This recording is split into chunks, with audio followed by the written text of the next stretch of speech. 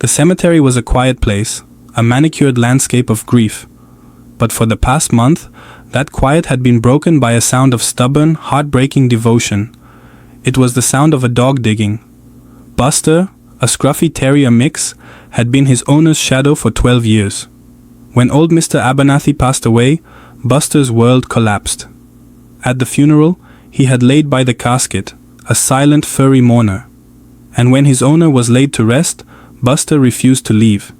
He made the small patch of earth above Mr. Abernathy's grave his new home. He would not be moved. Mr. Abernathy's daughter, Clara, tried to take him home, but he would escape, always returning to the same spot. The cemetery keeper, a kind but weary man named George, left out food and water, his heart aching for the loyal animal. But then, the digging started. At first, it was just a small scratching, as if Buster were trying to get more comfortable. But soon, it became a frantic, obsessive mission.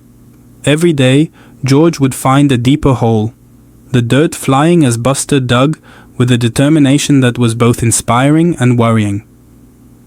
"He's going to hurt himself," George told Clara over the phone. "Or worse, he might disturb things." The townsfolk who visited the cemetery would stop and watch, their hearts breaking. They saw a dog consumed by grief, trying to dig his way back to his beloved master. It was a tragic, poignant sight. Clara was distraught. She felt she was failing both her father and his faithful companion. The decision was made to have Buster removed by animal control.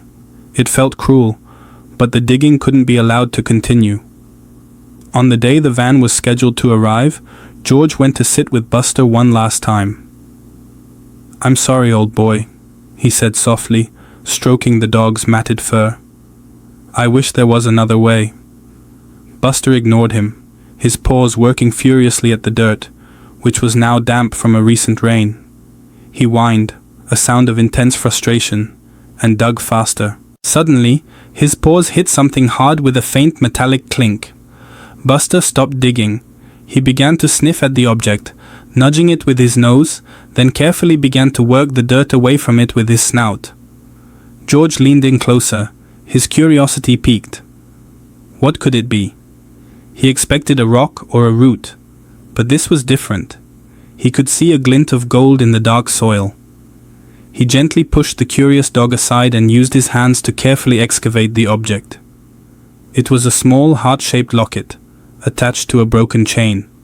It was caked in mud, but it was unmistakably the locket that Mr. Abernathy's late wife had always worn. George remembered Mr. Abernathy telling him, with tears in his eyes, that he had accidentally broken the chain and had put the locket in his suit pocket for safekeeping on the very day he suffered his fatal heart attack.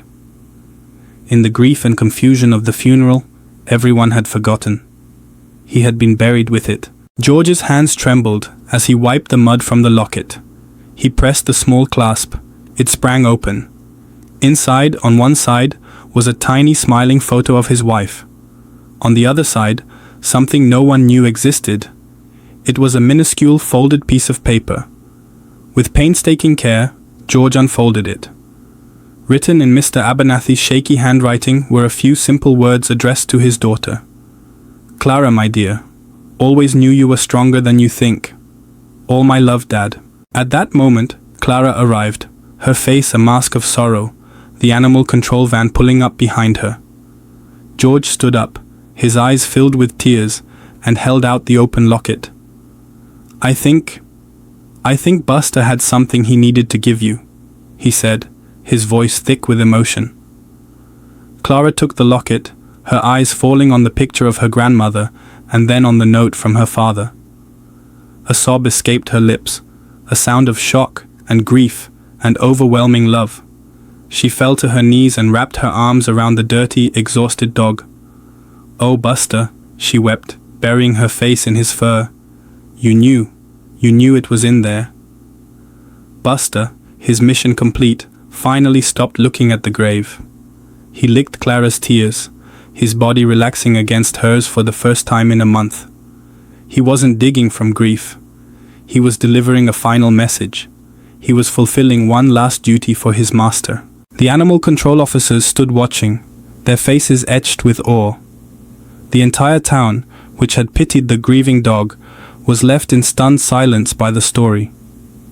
Buster hadn't been digging to get to his owner. He had been digging to bring a piece of his owner back to the person who needed it most.